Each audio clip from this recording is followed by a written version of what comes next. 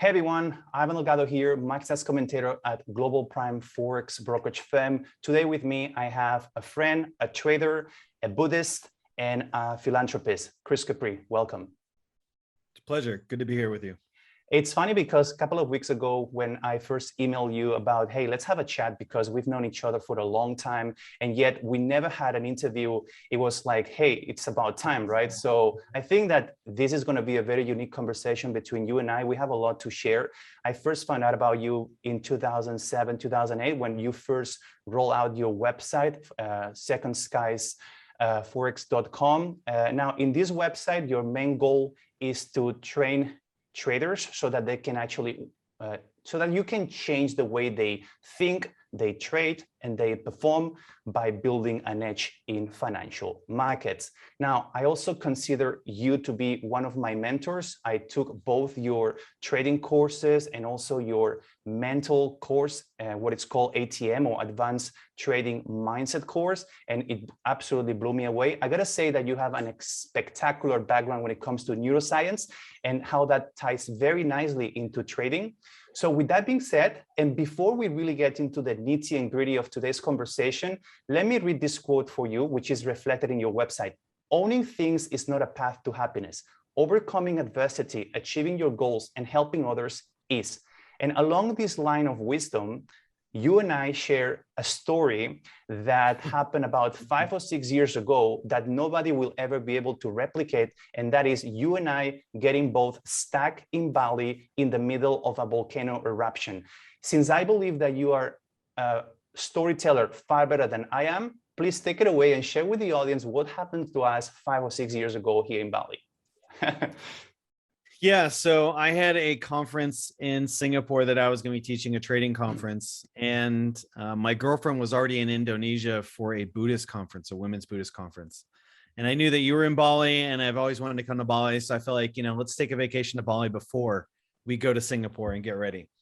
And on the day that we're leaving, all of a sudden the airport, there's like all these delays and people are building up at the airport. And they told us originally, with no other information, hey, there's just gonna be a 2-hour delay before your flight takes off. 2 hours goes by, no new updates. And me being impatient, because I'm like, hey, I got to get to this conference that I'm teaching tomorrow. I start to press him a little bit further, like, hey, what's going on? And only then does he decide to tell me, yeah, there's a volcano. There's an erupting volcano in Indonesia, in Eastern Indonesia, and we can't fly. So right then and there, I started to freak out because I'm like, wait a minute, I can't make this conference where I have people flying from Norway to Singapore just to see this event. This is like 50, 60 people attending this event. It was a huge event that we had planned for months. And very quickly, my brain, my training from my ATM course is like, look, don't spend too much time focusing on the problem, because if you do, all you're going to see is the problem. Identify the problem and then turn your mindset towards the solution. So immediately I was like, okay, this is a problem. I won't be able to get there. How do we fix this? And I realized that they hadn't announced this publicly to the people at the airport. And so my first thought was, you know what? If we're all not getting out, everybody's gonna be searching for a hotel. So let's get a hotel and then let's find a solution going forward from there instead of sitting in the airport. So eventually we called you because you lived in Bali at that time. And you were with your wife, Erna. I'm not sure if you were married at the time. I can't remember. It's been a few years. Yeah, we married the first year. I mean, okay. So you were already married at that time. Yeah. And I contacted you for ideas because we had already looked at private planes, helicopters. None of those are flying. The main issue when a volcano is happening is not the visibility. It's the ash gets into the engine and it crystallizes, and that's bad. It's a very bad problem if a plane crashes with people on it. So you came up with the solution. You just happen to have a relative who was a truck driver in Indonesia. My wife's brother, half Jack Bauer, half Michael Schumacher.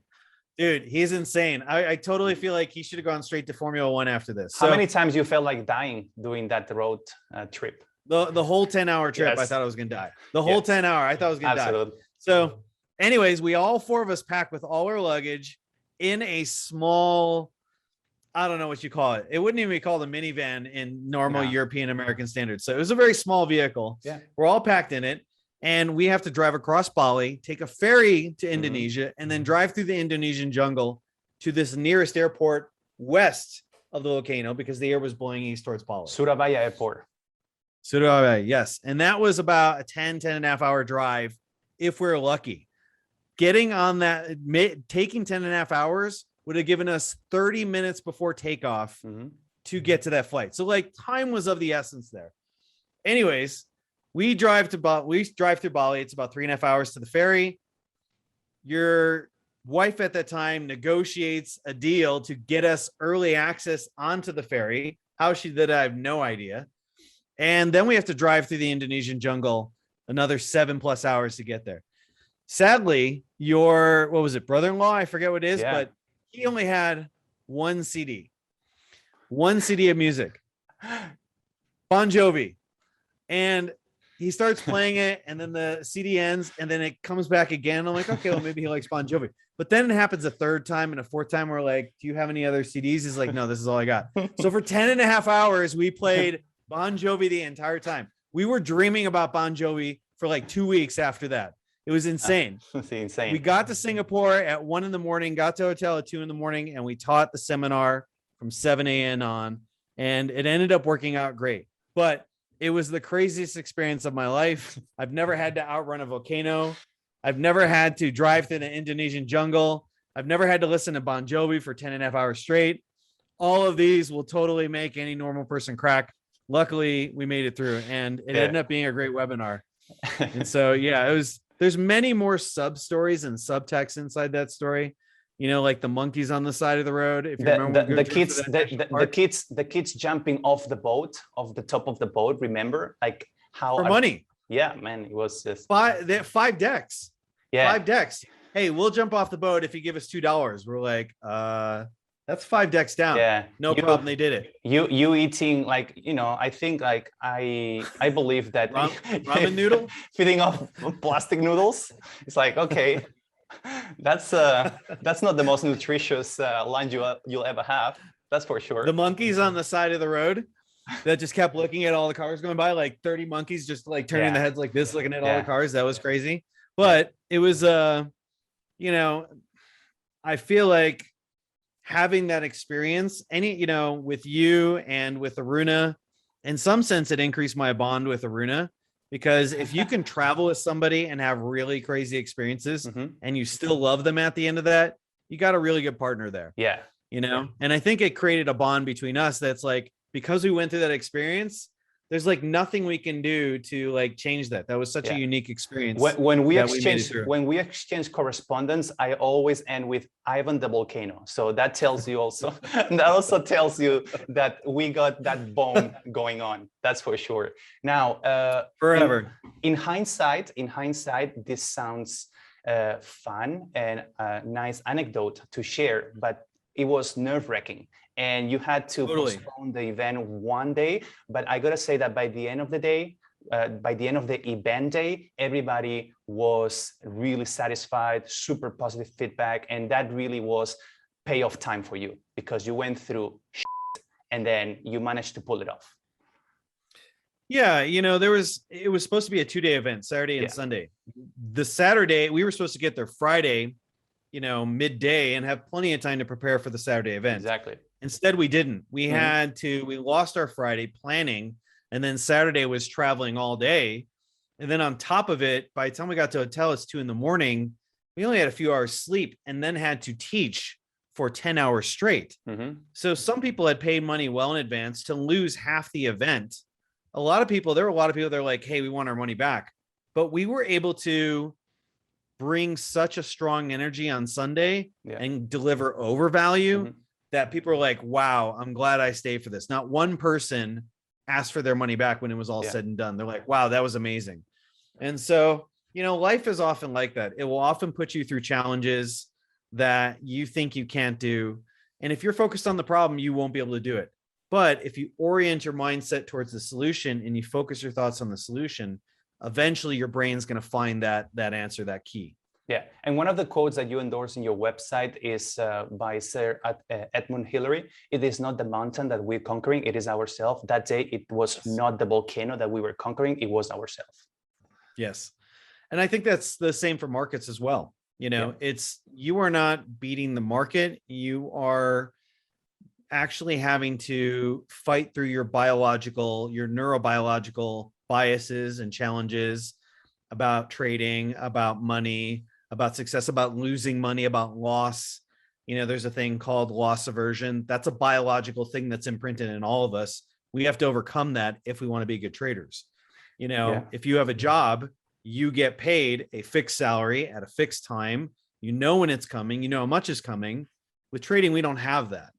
So trading really plays against our biology in many ways. Massively. And so it's not that we're conquering the markets. You're really overcoming your biology and mindset to become a successful trader. And your biology is skewed towards, let's just say, whenever you're facing a negative outcome, that is going to be imprinting in your brain way more than the positive one. So it's like the game is completely skewed towards failing at the mental game. Yeah, we all have. So it was actually a survival mechanism for us that, you know, is the reason why we experience this. It's called the negativity bias.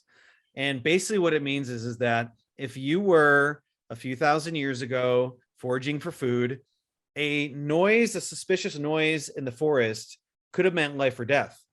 But somebody telling a joke and something being positive or funny wasn't threatening your life. The noise in the woods was threatening your life. So when something threatens your livelihood, you react really fast. That's an efficient brain. That's an efficient, you know, species. And you react more slowly to positive things. The translation into markets today is that we are much more sensitive to loss than we are to gain. You could get into a stock trade today. You could be up $5 and you'll experience this much of a high. But if you lose that same $5 or even just $3 of that 5 you've gained, you'll experience that loss deeper than the highs you got from the wins. That's called the negativity bias.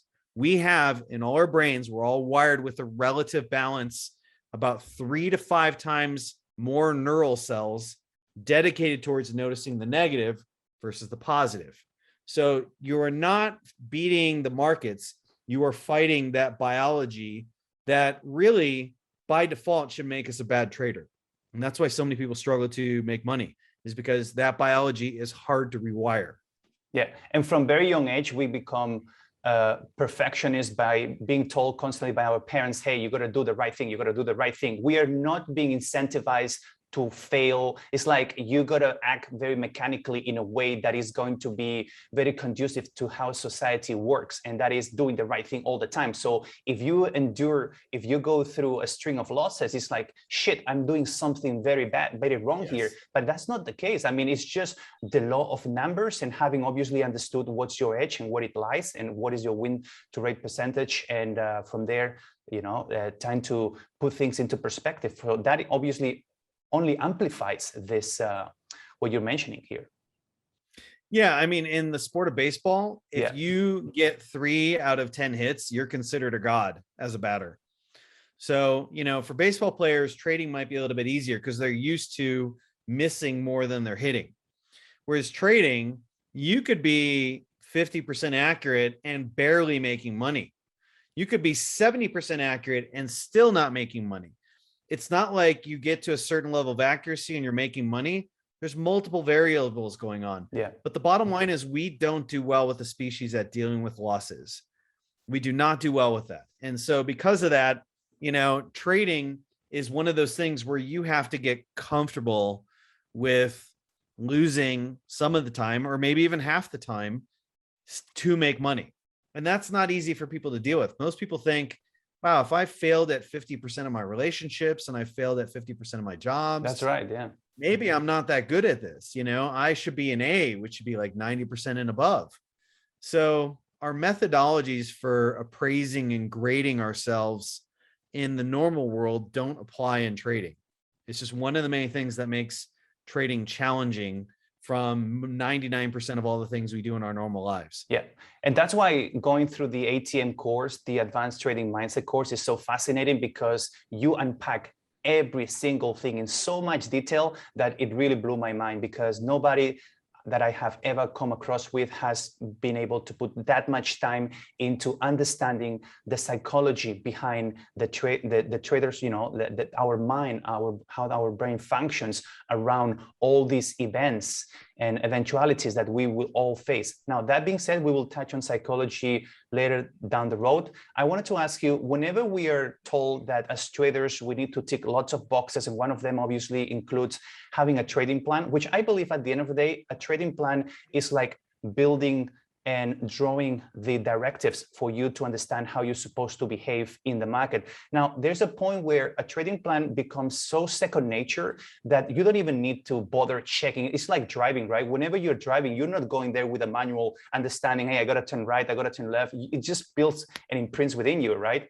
Now, with that being said, when I've been told that I need to put together a trading plan, one of the key questions is like, why are you trading? What fuels your curiosity? What does trading represent to you? So I wanted to ask you, under the hood, when you first got into the brokerage industry, and then you started to become very curious in distilling market information through charts and then passing on that knowledge to others, what is it that did awake your interest to get into trading in the first place? There's really two motivations. You know, at the time that I started trading, I was teaching yoga, and other than a few celebrity paths in yoga, teaching yoga generally isn't a path to financial freedom, in the sense that, hey, there's a lot of things I want to do in life that require capital. And it's not just buying things, but things I want to do, experiences I want to have. That requires capital. So I realized very early on, yoga is not going to get me to that place. So I need a vehicle or a methodology to get me there. And trading was that. But as I got into it, trading really became an opportunity for me to challenge myself and my ideas about money, about success, about fear, and to leverage the skills that I already had in place. I already had the ability to recognize patterns, maybe in numbers, but in other things in life as well. I already had the ability to start to identify those patterns and then see where trends were likely going to develop in people, in school, in the markets, in the world. And I think we've all had these suspicions. I think there are people that had suspicions, hey, crypto is going to be something big. So they start investing in crypto before crypto actually got big, because they saw the trends of what crypto potentially offered and how it could change the world and finance as a whole. So I had these abilities in place. It was a natural opportunity for me to say, you know what? I'm tired of somebody telling me exactly how much I can make, when I can make it, and what I have to do to make that money. I wanted the opportunity to independently create my own value. And trading was a way to do that. And to say, you know what? I'm going to put myself in the driver's seat of my finances, of my time, of my life, not somebody else saying, hey, wear this, work these hours, this is how much you make, and you'll get this money during these dates. Beyond that, you're not in control. Yeah. And so for me, it was a way to establish a sense of independence and control in terms of my future. Yeah. Was it full dedication, or were you at the time juggling between yoga classes and trading, or was it just like full throttle trading? Full throttle from like the moment that I got involved in it. So, you know, once I opened up that demo account platform, which was a GFT platform back in the day, I just lit up instantly. Like my whole brain and body just like lit up. And I was like, whoa, I don't know what this is, but I have to do this. It was like something on the inside just said, you have to do this. And the good thing about it was when I opened up that platform, even though I had no training in forex at that time, and there were no websites on it, and there was like one book out there by Cornelius Luca, which is like ancient by today's standards, I looked at that and I was like, wow, I feel like I actually understand what's going on here. Like I understand what's going on with the charts. I understand what's going on with the symbols here. I understand what's going on with the pricing. There was a part of me that just naturally understood what the markets were communicating. And for me, it was just like a light went on and it never turned off. Yeah. And it was an industry at the time that was very untapped for retail traders. I mean, barely anyone was participating. It was just all about institutions and banks. So you were one of the first, I guess, retail pioneers that were getting into it. And from there, obviously, a whole bunch of, an army of retail traders came into the space. And obviously, the volatility was there. Now, talking about retail traders, something that you don't get asked very often, but I think you've proven yourself over the years that you are an excellent educator. I went through forexbeside.com. And just like in trading, whenever you put 100, 1,000 trades, you build more credibility. If your results are positive, you have been able to gather, last time I checked this morning, just now actually, 144 reviews with a 4.75 ratings out of 5. So that's pretty much, scratching that 10 out of 10. What do you think makes your education so unique that in the eyes of your students, you are so highly regarded? I think one thing is I have a certain pride in wanting to teach people in a way that is not necessarily what they want to hear, but it's what they need to hear. I have a pride in providing this education. I feel like trading is natural for me and teaching is natural for me. It's something that I can't explain why or how. It's a skill that I just have. And it's a way for me to change somebody's life in a positive way. I believe you, me, and everybody is here to have a positive impact upon other people. And this is one way I can do that. So there's a natural sense of pride that I put into this work of like, hey, this is important to me, and it's important that I have a positive impact. So I think that shows. But, as a business, we could have always taken the route of a more profitable route of saying, look, we're just going to tell them everything they want to hear. And we're going to flash the fancy cars. Like I could go right in my garage right now and show you a picture of a custom BMW that took like 6 months to make, and that would be cool and all. And it would get us more sales, but that's not going to make them a better trader. And me as someone who also has mentors myself, who trains and other things myself, I don't want the person telling me what I want to hear unless it's what I need to hear. Otherwise, if those two are separate, I want them to tell me what I need to hear, because that's where the growth is. And so I take that methodology, and I have foregone the marketing approach of telling people what they want to hear to get more sales, but produce a worse product.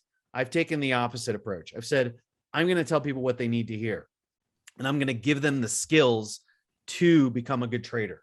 So I would probably say that's probably it, is having a sense of pride in what it means to me to have a positive impact upon people, and really just saying, look, this is really more of what it's about. It's not sitting on the beach with your laptop, on a Wi-Fi connection, trading $100,000. Like that doesn't feel very secure to me at all. All it would take is like one blip in the Wi-Fi data and my trade is like misfired, and then I lose $10,000 in a second. That's not what trading's about. It's not what professional athletes are about. They take their craft seriously. It's hard work. Messi, Ronaldo, Tom Brady, they all work hard at what they do. Trading's not easy. It's simple, but it's not easy. And so that's the path I teach people is like, look, this is not an easy path, but for those who do, it is highly rewarding. And I think for people to have such a high opinion of you, also it is important that you choose the right channels to communicate with your students. You have gone through forums, through Discord room, through YouTube channels, etc. And also you have been delegating to others that have become very proficient on the way that you trade through order flow, and we'll touch that in a second. If you had to look back, what would you do differently that you have learned over these years in terms of how you communicate with your audiences? I think I would probably try and really, it's an excellent question. Like what mediums and modes would I use? Because I remember the time you had a forum and you had to repeat over and over and over the same answers 1,000 times. And that is not making you productive. And then you move into Discord, and then you've done a lot of YouTube live. So if you had to choose the perfect template to tell your younger self, hey, this is what's going to put my word out there, and it's going to get me the most attention by those that are serious about trading. That's. I would start upon the path of if I could go back in time, which would be awesome if I could figure that one out. I think what I would do is feel like we've done that in our latest course, which is script out all the courses ahead of time, but really provide a path. You have to provide a path and framework for people to train and progress. And, for me, that is really saying like, look, here are the core skills you need to get to the next level, and explain the framework of like, you need this skill first. You need this skill second. You need this skill third.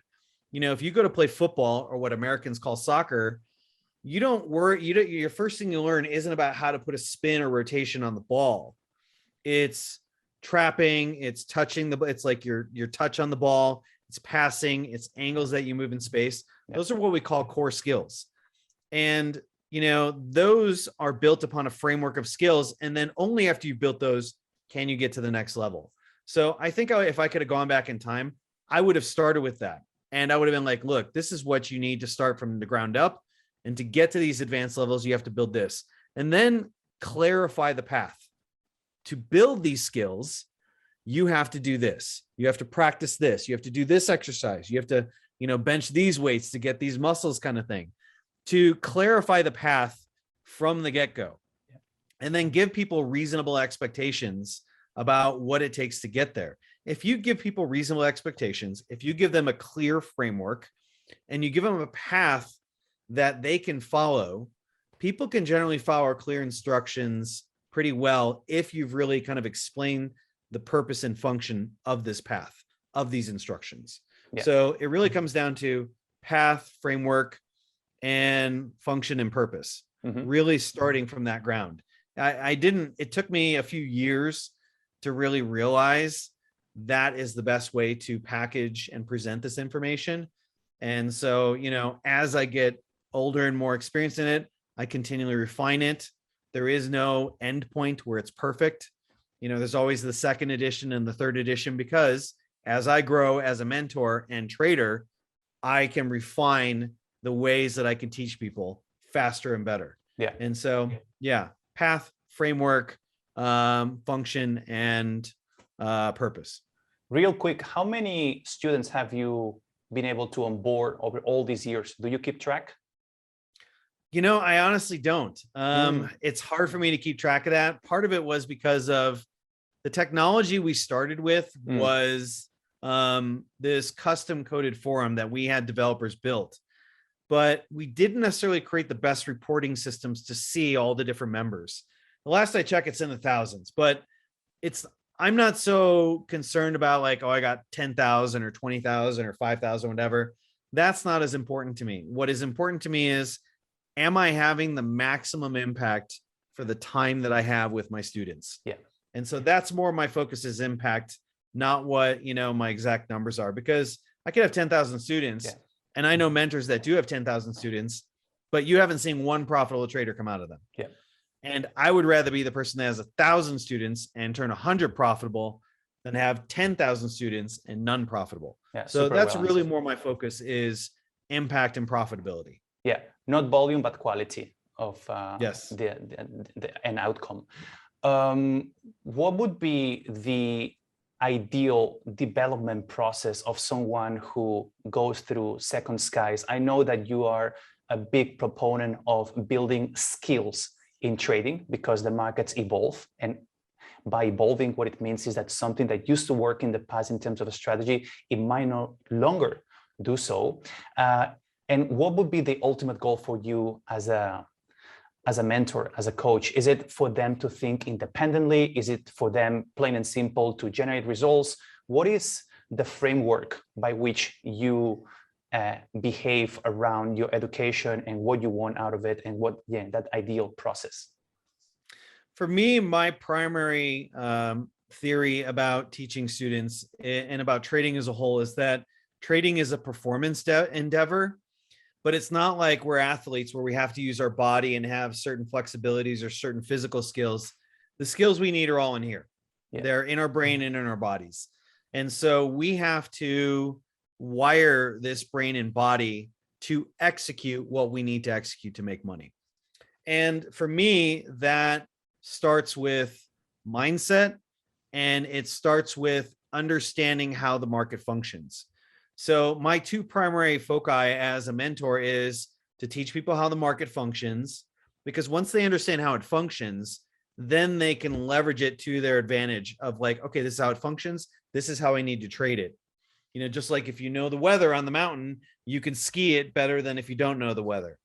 But the other part of it is that we have to execute mentally, you know, and so I have to teach them the mindset skills to execute what they need to. There really comes down to 4 skills you need as a trader to make money trading. You need all 4. If you're missing any one of them, you will not make money trading over time. You may make money for 6 months, a year here and there, but you won't make it for years and years and years. So the first skill is buying and selling decisions. What framework do you use to buy or sell a stock, a currency, a crypto, an option, whatever it is?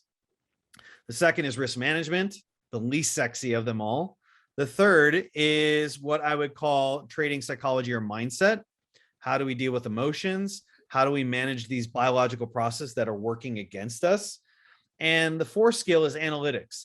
Every trader needs to be able to analyze their own data. You can either pay somebody to do it for you, but then you're kind of saying, okay, I trust them to be able to do this work for me, and I'm trusting that they can be on demand. Every trader needs to be able to analyze their own data, find their strengths, identify their weaknesses, improve their weaknesses so they're no longer a weakness, and then amplify their strengths. And that could be in specific instruments, in specific timeframes, in specific setups. You need to be able to look at the data and find patterns. You need to be like, wow, I consistently lose money if I have a stop loss under 50 cents, but most of my winning trades have stop losses more than 50 cents. So you need to be able to see that data and be like, okay, how does this affect my performance if I had widened all these stop losses to 50 cents? Maybe I'm just not good at finding a precise location that only gives me a 45-cent buffer, but maybe I'm good at finding locations that have 60, 75-cent buffer for that trade to turn around and become profitable. You need to have that ability to analyze that data. So the 4 skills: buying and selling decision, risk management, mindset, and analytics. If a trader has all 4, they will make money trading. Yeah. If they're missing any one of them, I can pretty much tell you based upon what skill they're missing and how that will predict their future performance. It's a very, you know, there's only so many permutations. If somebody has poor risk management, they're going to have one big loss that eats up a lot of wins. And eventually they'll have a few big losses that make it impossible or near impossible for them to recover their account. They'll never see a consistent equity curve if you have poor risk management. Yeah. If you have poor mindset skills, your emotions will get the best of you and you'll trade your system for a week or so, but then another week you will go off the reservation, make all kinds of mistakes. So, you know, there's a lot of predictable ways that if you don't have the right mindset skills, that will manifest in these ways that work against you. If you don't have good buying and selling decisions, you don't have a strategy that will produce an edge. You'll slowly bleed money over time. You could have great risk management. You could have good mindset skills, good analytics, but you're just going to bleed money over time. Death by 1,000 cuts. And if you don't have, was it buying and selling, psychology, risk management, you don't have the analytics, you won't be able to extract alpha in your current trading performance that's probably there. Most students, I do, so every student that it takes my trading masterclass, they get an analytics session with me. They send me in 100 trades worth of data. I analyze the data and I go, fix this, adjust this, do this, don't do this, stop doing this, stop trading this, and trade more of this. They make a couple of those adjustments, they're profitable. Usually there's a very fine line between losing money and making money, and it's usually just a few adjustments and they're there. The thing is, those adjustments were in the data of their own trading performance most of the time. 75 out of 100 times, just making adjustments to their current trading, not trading changing the strategy, but just adjusting some of their choices, helps them become profitable.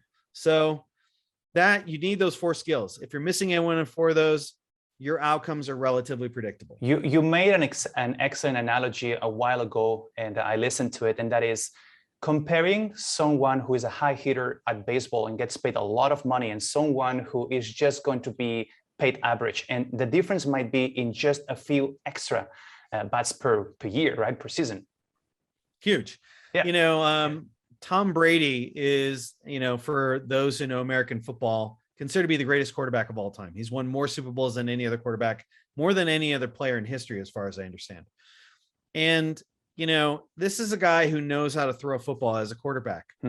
And yet, you know, this guy's in his mid 40s now. He's like 43, 44 years of age, and he's still winning. Very few people in any sport are winning in their mid 40s. The last year he won the Super Bowl, even though he was the oldest quarterback in the league, he had the second fastest release time. That means from the moment he hikes the ball, he was releasing it faster than all the other quarterbacks in the league, save for one. Now, how did he do that? It wasn't because he had the fastest reaction time. It wasn't because he had the quickest arm or his muscles were wired to, like, you know, have this fast twitch fibers. It's because when he walked up to the line of scrimmage, he was able to look at the defense, and he's read those patterns so many times in his head that before he even gets the ball in his hands, he already has a roadmap and a plan of how he's going to attack that defense with high accuracy. So he's refined this one skill of reading defenses to the point where, like, okay, that guy misses the double fake. This guy is probably going to take the first read. So that means I need to go to this guy. Like, he already has that mapped out before he's going to throw it. And that allows him to hike and release in 2.4 seconds. That's amazing. That's absolutely amazing to do that, to be able to hike, step back, and throw in 2.4 seconds with consistency. It's just one skill. So sometimes the difference between a pro and a novice is just taking an edge and amplifying it just a little bit. Yeah. And it's a few skills here and there, and it allows you to excel at your performance over time. And one thing that you just mentioned is, like, you present these assignments to people that they have to complete, and that allows them to identify what the weak points are and how you can address those weak points. And I think that's also why you highly regard it, because you go through all these follow-up sessions and you help them through the identification of the sticking points that might be what separates them from, you know, break even to profitability, or from losing to break even. At the end of the day, there are different phases. And I want to touch on these phases or stages, because one of the things that I know you, endorse very dearly is, like, the different stages. One is achieving stability in your performance, then is vertical laddering, then is horizontal laddering. Can you touch on that? Yeah. So I have what I call the 4 stages of professional trader development. And the first stage is what I call the stage of consistency. It's where you can execute consistently what you plan and set out to do. If you can't consistently execute what you want to do every single day, you're going to have no consistency in your performance. In fact, that model holds for life. If there's no consistency in your mind, there's no consistency in your life. That goes for trading and everything else that you do. So the stage of consistency is important because it helps us solidify our behaviors, these good behaviors, and isolate the bad ones. If you want to be good at something, you are going to have to solidify a certain set of core behaviors and they have to be consistently done. You are not going to be a champion bodybuilder like Arnold Schwarzenegger by working out a few days a week here and there, then taking a week off, and then kind of eating like crap, and then working out half-ass here and there. There has to be consistency in your mind. If there's no consistency in your mind, there'll be no consistency in your performance. That has to be the foundation. If it's not the foundation, there is no stability to build upon. So that's the first stage. Once you have consistency in your execution, then that really starts to manifest in your trading and building a positive edge. So the extension of phase 1, or the first stage, is consistency in your trading and then extracting an edge out of that. You can't extract an edge with an inconsistent behavior. Once you've done that, you've completed the first stage. Now your job is to execute that edge, but increase your position sizing. That's called vertical laddering. So this way, maybe you make 5 trades a day. Instead of trading, say, 100 shares, now you're trading 1,000 shares. You're making the same trades, but you're making more money per trade, therefore more money per time. And so that's the second stage, is vertical laddering. The third one is what I call horizontal laddering. That's where you take that edge and you say, okay, can I now apply this to a different market? Maybe it's crypto, maybe it's options, maybe it's commodities. So I have an edge, and are there ways that I can adapt this edge to different markets? That's horizontal laddering. Once you've done that and stabilized in each stage you have to get to, stabilize, get to the next one, stabilize there, get to the next one, stabilize there. The last one is really a phase of sophistication. This is where you are now trading a wide range of markets. You are trading really good position size. There's consistency on a daily basis. Now it's time to use those analytics and really refine what it is that we're doing. Because if you can just improve an edge by 1%, then that edge over time multiplies. You take two boats, start them at the equator, send them out on the equator on the same path, alter one of the boat's path by 1 degree, and by the time they go around the world, the other boat will be in a completely different location than the other. 1 degree can mean all the difference in the world over time, over distance. And so that's your job, is to continually refine that 1% edge again and again and again. And it never ends.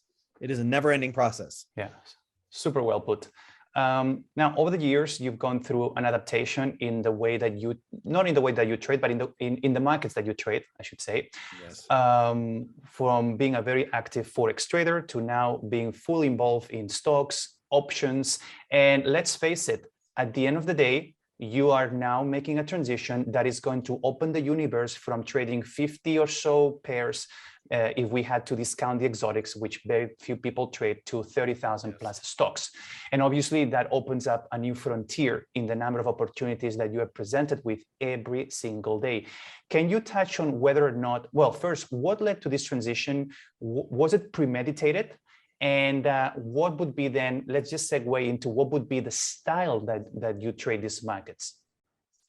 Yeah, so, I really cut my teeth trading FX. And I started trading back in 2000, 2001, where interest rate differentials between most of the currencies was several percent.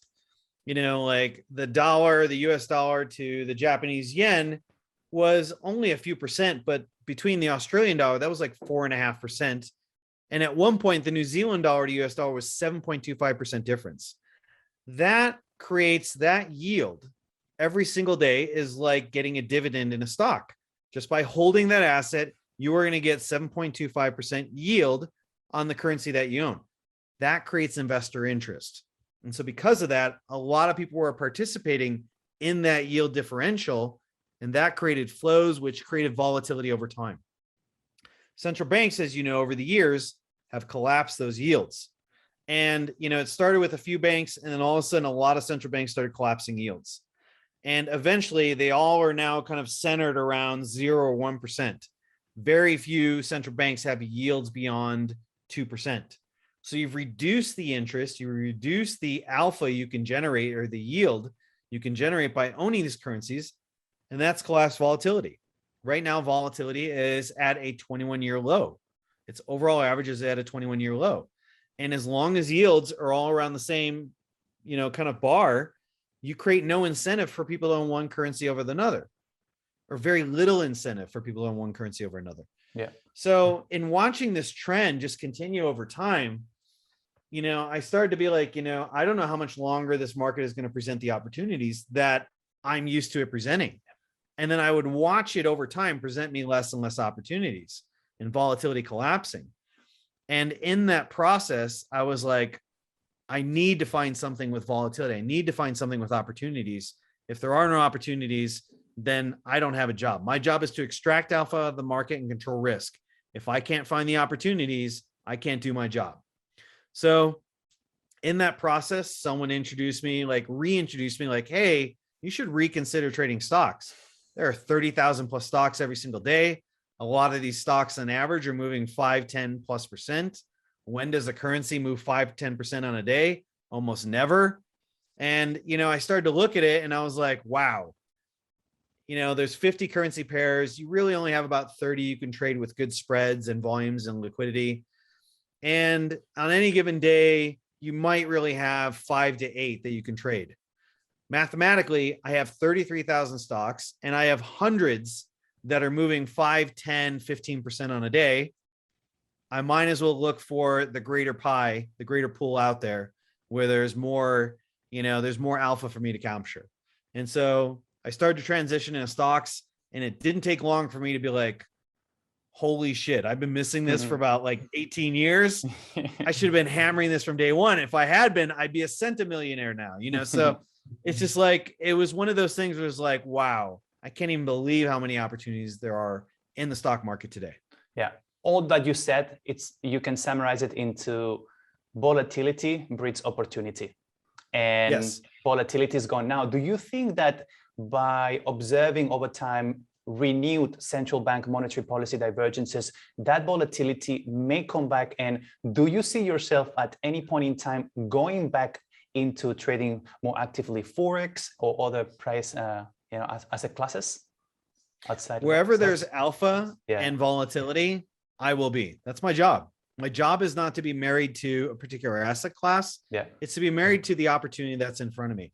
Just like a real estate investor doesn't just say, hey, I'm only going to buy commercial real estate.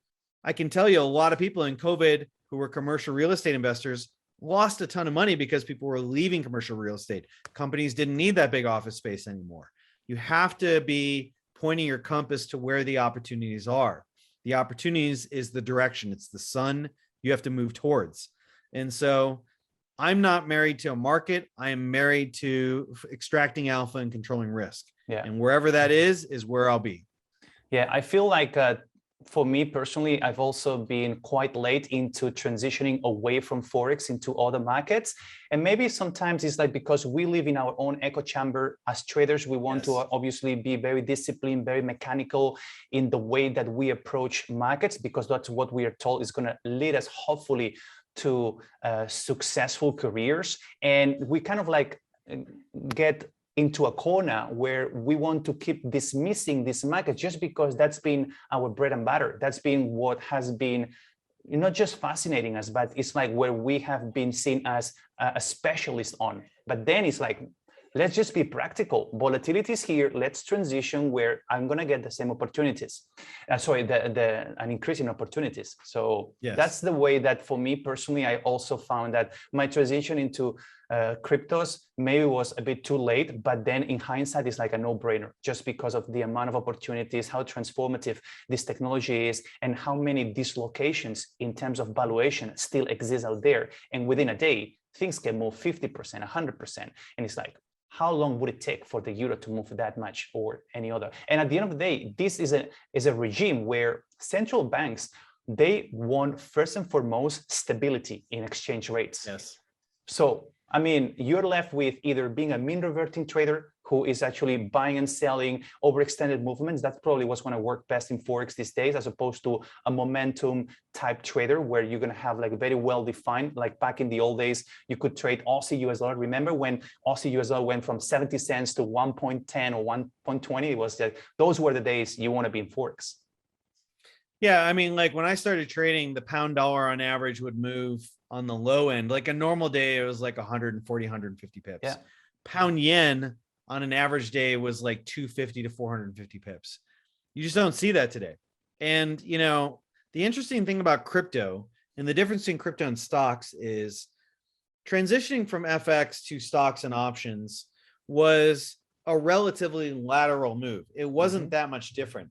Crypto, because of the nature of the technology, completely changes the opportunities out there. There's so many different downstream economies that crypto is creating.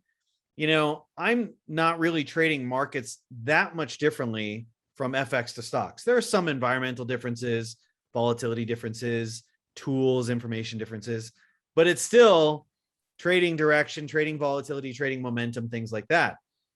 With crypto, it is that plus more. The DeFi movement is still in its early stages, in my opinion. And that's creating new opportunities that didn't even exist before. NFTs did not exist a few years ago. That's, kind of like moving into the DeFi space is still spawning new technologies. And so because of that, crypto is really a unique opportunity that I haven't quite learned yet. I understand the price action. I look at the charts. I feel pretty good at forecasting where things are going to go. But there are aspects of the market that I still haven't learned yet that to me are fascinating and at the same time, like mesmerizing with so many new technologies and opportunities out there. So in some sense, you know, maybe it was a late move for you. You can't really, it's always easier to do that in hindsight. Of course. It's more important to be like, okay, here's where I am now. How do I maximize today? Mm-hmm. That's our job as a trader and as humans. How do I maximize today? How do I win the day today? Mm-hmm. That's my job, is to win today. Yeah, and the signs are everywhere. Like Global Prime as a brokerage firm is opening up all this multi-asset platform where you can trade stocks, you can trade all types of products. You as an educator, you've also transitioned from forex into stocks, into options. From what I've been able to gather, you've been reading tons and tons of book on options as well, so that you can actually solidify your knowledge base around this topic as well, which only is going to be presenting even more opportunities for you to gain exposure into stocks through different means. In this case, through buying or selling calls and puts, either getting premiums through the selling of options or the other way around. Now, with that being said, let's touch into order flow. I know that is king for you. Now, the way that I see order flow for me personally, and something that I've learned tons from you, is like, for me, order flow is giving me access to the purest form of raw data that exists in the market, as opposed to, like, I would consider order flow as layer one. And then layer two would be the price action that manifests out of layer one. So if you had to think about layer one order flow and layer two price action, and if you want to guarantee or you want to put yourself in the best position to get a good price, would you want to master layer one or layer two? So that's my whole, I guess, rationale behind order flow, and how fascinating I find it also for my own trading, as opposed to be waiting for the hammer, be waiting for the engulfing bar, be waiting for the pin bar, be waiting for the fakie and whatnot. So perhaps you can touch on this whole notion and the logic behind order flow. And if you could just obviously share the screen, that would be amazing. Yes. This is Benzinga, and let's pull up a chart here. So let me think of crowd was a good one today. Okay, so the way I approach the markets, my overall theory of the markets, this is from my experience of working, you know, as a broker, working on the inside and the institutional side, which is that it doesn't matter what kind of information you use to make your buying and selling decisions. It could be technical, it could be fundamental, it could be sentiment or flow based. The bottom line is, whatever your fancy is, you eventually have to make a buying and selling decision. The technical trader has to make a buying and selling decision. They have to go long or short, make a directional play or momentum play or volatility play or whatever it is. The fundamental trader has to make a buying and selling decision. The sentiment trader has to make a buying and selling decision. All these different types of information have to go through one corridor. That is making a buying and selling decision. Those buying and selling decisions is what we call order flow. And that order flow is the most proximate driver of price action.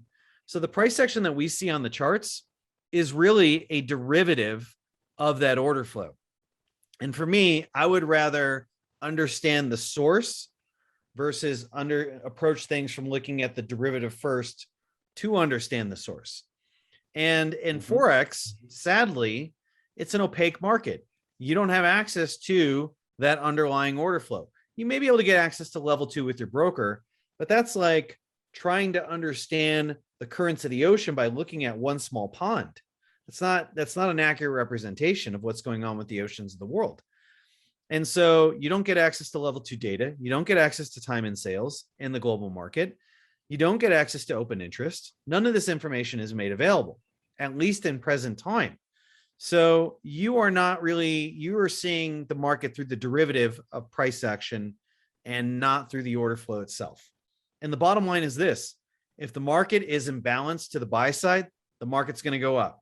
If the market is imbalanced to the sell side, it's going to go down. It doesn't matter what sentiment, it doesn't matter what technical or fundamental reasons there are in the market. If the market is imbalanced to the buy side, it will go up. If the market's imbalanced to the downside, it will go down. That is a fact. And so since order flow is the most proximate driver of price action, I want to understand what's going on with the order flow in the market. And that will inform me about what the price action is forming, why it's forming, and what is really the most probable direction going forward.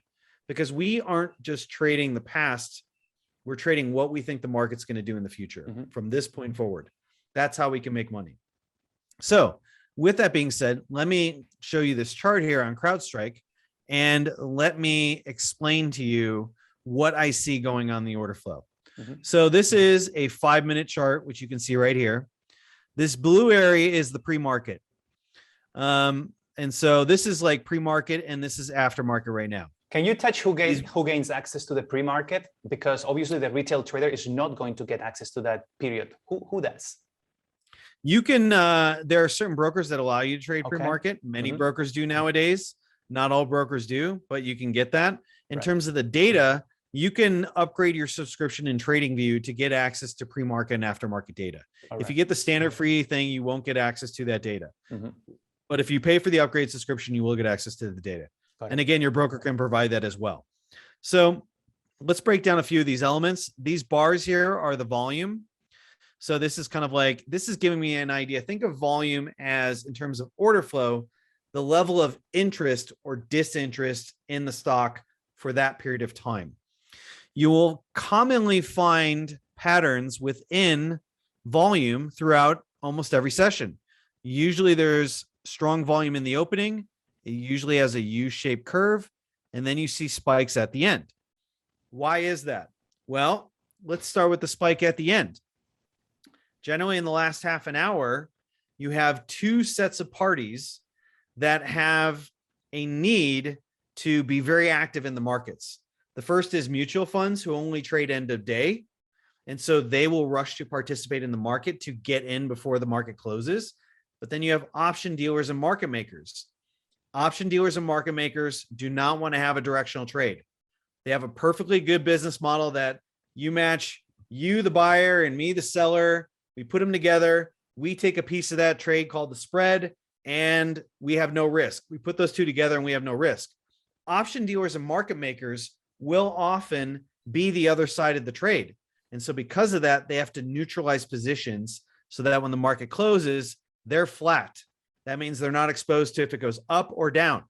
And so a lot of hedging activity takes place in that last 30 minutes to flatten their books as best as they can.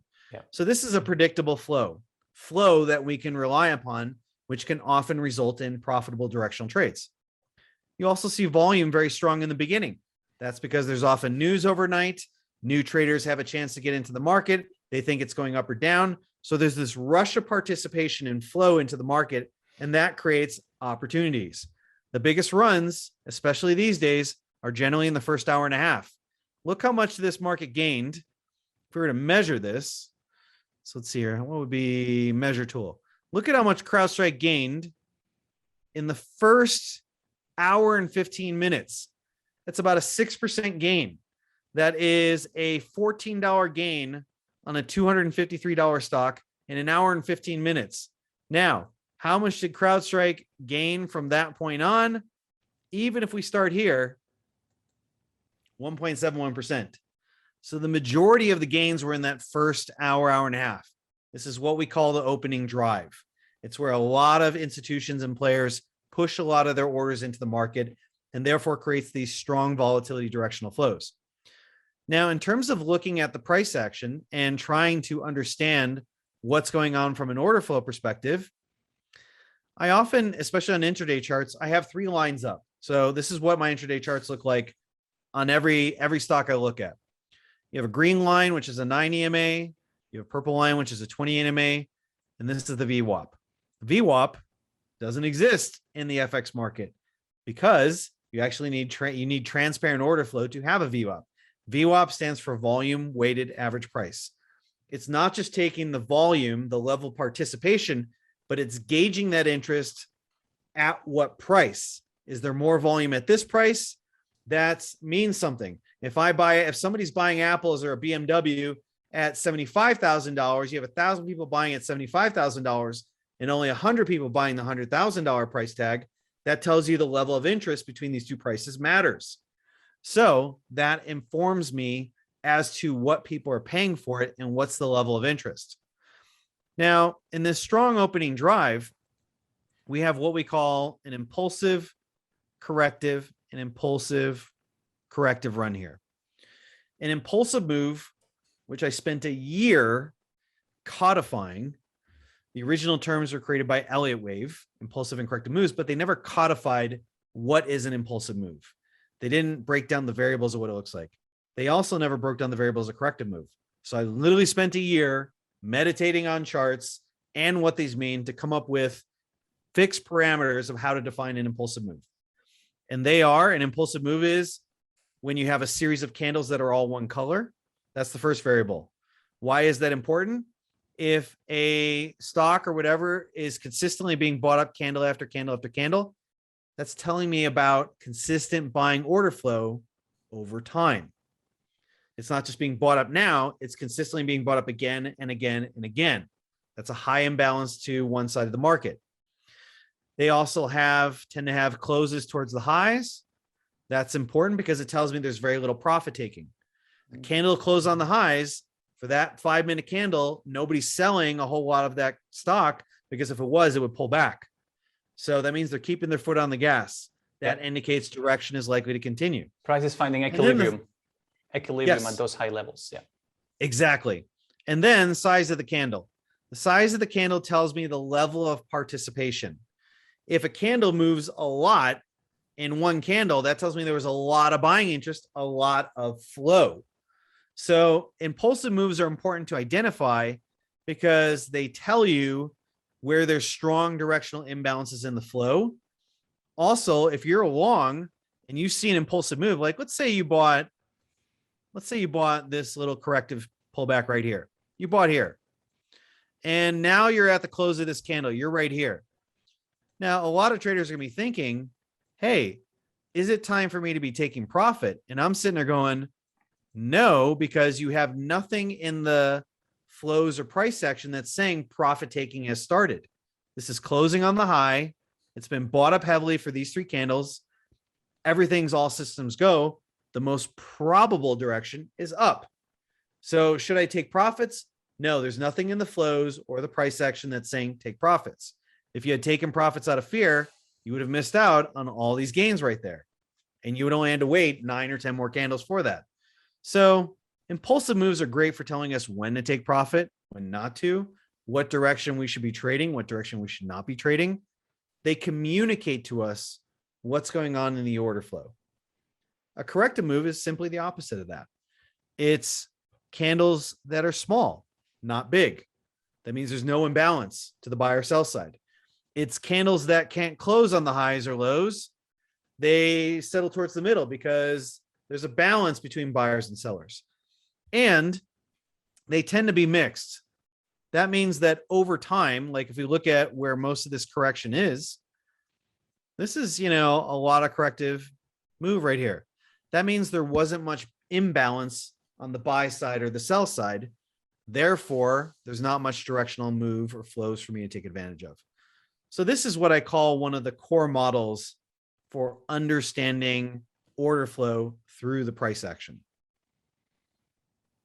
Yeah, and you also partition not only you split impulsive versus corrective, but you also make the distinction of a market being volatile or non-volatile, and that also is very important for you to, I guess, get that extra insights into a particular play that you might be pondering. Yeah, there's no one type of trend. The market expresses itself in many different types of trends, just like there are many different types of weather. And it's important that the type of weather we're experiencing in the trend determines, just like when we go out skiing or whatever, snowboarding, the type of weather you're experiencing determines what kind of clothing you should wear. Yet we're still wearing clothes to snowboard or ski. The same with trends. Depending upon the expression of the trend will tell us what type of strategies we should be using and what type of strategies we should not be using. You can't have a one size fits all for all trends because every single trend has the different levels of imbalance to the buy side or the sell side. There are some that are high momentum. There are some that respect levels. There are some that don't. There are some that, treat dynamic and support and resistance well and some that don't. You have to see how the market is expressing itself in that trend and then change the strategy based upon that. You can't just have a one size fits all because the market doesn't express itself in a one size fits all weather pattern. Yeah. What can you tell us about your approach around risk and trade management? I get it that if the market is going to still be rather directional with impulsive movements, candles closing at the highs, there's no reason for you to justify, hey, it's time to collect profits because the market's still moving in that direction. Now, in terms of the placement of stop losses and whether or not you have a propensity to move to break even, what's your approach around it? Yeah. So for high momentum moves, I'm looking for, if I'm going to trade, let's say I'm trading a high momentum strategy. Well, I need to be able to clearly define what is high momentum. And that generally means, a move that has a strong degree of impulsivity and isn't breaking below these dynamic support and resistance levels. So my job is to look for, when is that momentum starting to transition?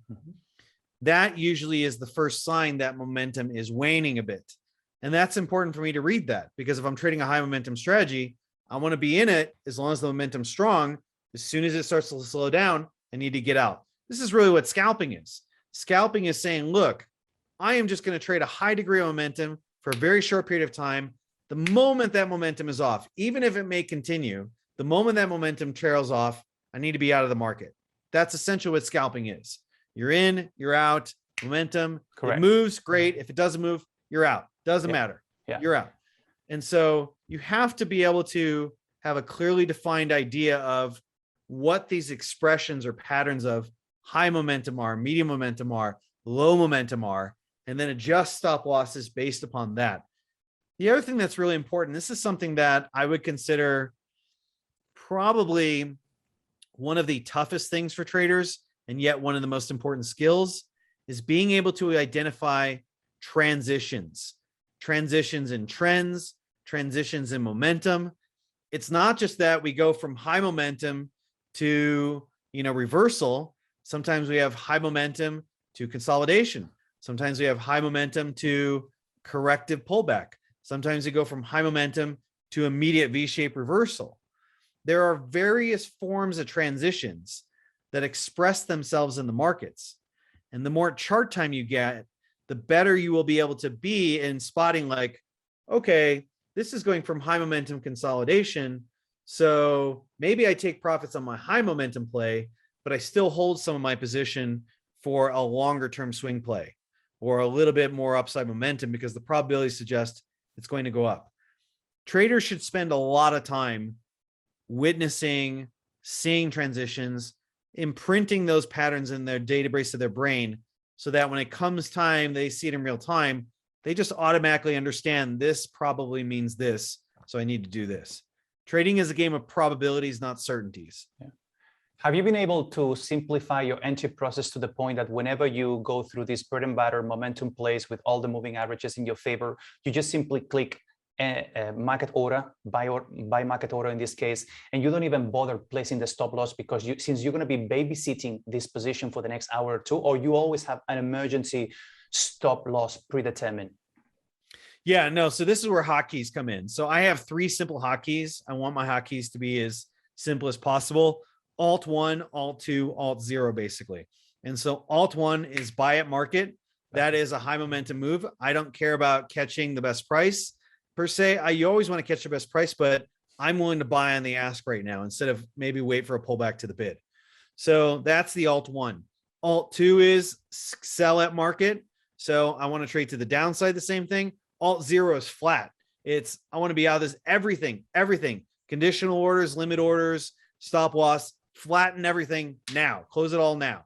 So that is when I'm trading high momentum trades or my short-term day trades or my scalps, I automatically have an idea in my mind where I want to be out of the market, where I feel like, hey, this is pulled here. This means I was wrong. My trade idea was wrong. I need to be out. But I always have my hands on the hotkeys for those day trades, because if I see that things are transitioning, I need to hit those 2 keys and be out of the market as quick as possible. Only during my what I would call short-term swing trades or medium-term swing trades, do I have a fixed stop loss in that position? Otherwise, I'm watching every tick and it's available to me on my screen in real time. So as soon as I see that, Alt 0, fill out. Even if it's, if I'm long and then I hit Alt 0, it's going to fill me on the bid, not the ask. Granted, it's a worse price, but it'll get me out.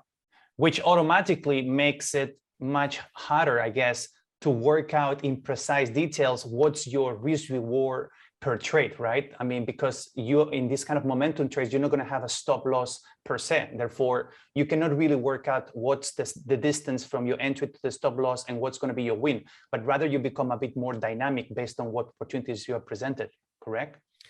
Yeah, think about it like this. So to have a fixed stop loss and take profit is really set. You're either trading quantitatively or you are trading set and forget. Quantitatively as in, okay, this hit this pattern. I know that I'm out at 0.5%, on the downside, and I'm out at 0.1% on the upside. That's quantitative trading. The thing about it is that the market will express itself in an infinite amount of permutations. So you could be like, hey, I'm taking profit at 1%, but the market could be telling you, dude, we're going to rip 5%, 10% on the day. So you exit at 1%, great, but you're going to miss 4% of alpha, maybe 9% of alpha on there. So I look at this as like, look, I'm a professional snowboarder and I'm going to read the mountain and the snow and the wind and what it's giving me. If the wind is really heavy from this side, I avoid trading that. If it's saying, look, this is the best weather ever, I'm going to rip that mountain as much as possible. So you have to be able to read the weather of the market and react accordingly. Exactly. So to me, I'm not a quantitative trader. I'm not saying it's bad. I think it works. But the thing about it is that if the market has an infinite amount of permutations of expression and price action and volatility, then you need to be able to go outside, sense the weather, and realize it's better to wear this type of clothes in this environment than, hey, I'm just going to wear this big overcoat regardless of whether it's cold or hot. Yeah. And there's always going to be a few ruling principles whenever you want to focus the attention in making money. And that is going to be pressing the buy or sell button instead of overthinking where's going to be my stop loss, especially if you're going to be for the next hour, 2-3 hours, monitoring the flows and determining when is it that the trade is either playing in your direction or you decide to scratch it because it is not doing what the market is, what you might have envisioned. So I think it's important, right? Focus on that. Yeah, and that's where these flow tools come in handy. What's the volume communicating to me? Exactly. What's going on in the time in sales? Am I seeing large blocks of orders? That is very informative. What's going on in the level 2 data? All this information is communicating to me how the market is expressing itself in real time. What's the dominant flows? Mm-hmm. And if the dominant flows are saying, look, this thing can go for a 5 or 10% runner, don't take profit at your fixed 1% target, I'm going to do that. I'm going to do that. I don't know what the market's going to give me 5 minutes from now or 5 days from now or 5 years from now. My job is to be able to read the market in real time, see what's going on with the weather, and adjust accordingly. And that will produce alpha over time. Exactly. Now, let's take one step back. For you to get exposure into CrowdStrike holdings, you obviously have to previously filter out what are going to be the hot stocks for the day. That means building a watch list. How do you go about it? Yeah, so this is where tools come in handy. So Benzinga Pro is probably one of the best tools out there for filtering information. It's hard for me to try and get information from websites. I'd rather have one tool that does it all for me. Mm-hmm. Full disclosure, I am an affiliate with Benzinga. And so I have an affiliate relationship with them that if people buy, through our link, I get a commission for that. But I only do that because I actually use the tool myself. Right. I was about to say, you've been a heavy user and then the affiliate relationship came, not the other way around. It never starts the other way around. Exactly. I have to use a product. I have to say, this is a product I am using now or would use if I didn't have this other tool. It's something that I would use. So, and I use this every single day. So I have 4 main sections that consolidate the information for me in my Benzinga Pro dashboard. I have the news feed. This is updating news in real time as the market opens, so I can see what's going on for each one. If I have an interest in a particular stock, I can say, you know what, let's look up crowdsource and see what's going on. Oh, wow, they're trading higher after following presentations made at the company's Falcon event. That's their Falcon cybersecurity event that they host. And wow, there's interesting. Okay, they made a presentation. They talked about some of their new technologies and adaptations. The market's responding very positive to this. So this filters out information as to what is positive or negative news catalysts. And those drive the market heavily in the stock market. I have what I call an earnings calendar. This is telling me all the earnings that stocks are having for this particular day.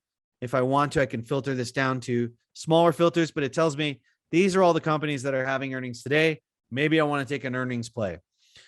The real section for me in terms of filtering out what are the stocks that I want to be watching is this section right here. It's called the movers section.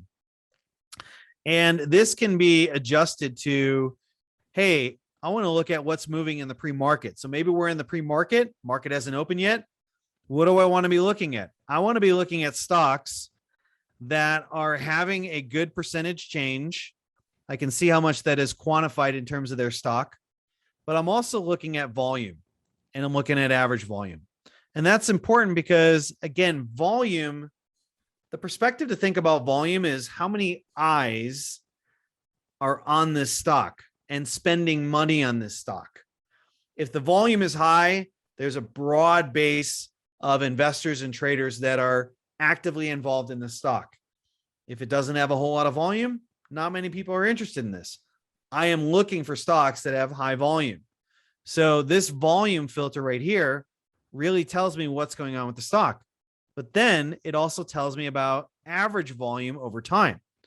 So when I shift this to, let's look at how the market acted over the regular session. What do I see? Well, this is a stock we trade today, Plug. Stock was up 12%. It was up in the pre-market. Look at the volume, 82.9 million shares. That's a lot of eyes, retail and institutional, that are involved in this stock. And what's its average 30-day volume? 17.1 million shares. So this is what, 4, maybe 5 times its 30-day average. That's an exceptional amount of volume for today. That is likely to create a big mover, or at least a lot of volatility and trading opportunities.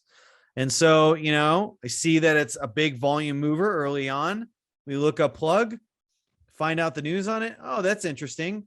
Morgan Stanley upgraded. They did an analyst upgrade to overweight, and they're saying, hey, we think Plug's going to $40. Plug was only opening the market in the low 30s. So there's a chance for an extension on Plug. And you can see Plug had a pretty very consistent move up throughout the day. So I have information to tell me what's moving, how many eyes are involved in that stock, what's the news around it, and then I can make a quick decision. Do I want to trade this or not? Is there any important tool to have? Is there any minimal threshold in terms of the volume that you're looking at? Yes. So I generally don't want to be getting involved in a stock with less than 1 million shares traded, because if there's not enough shares being traded, there's not enough liquidity, there's not enough institutional eyes willing to push this stock one way or another. That's the very low end.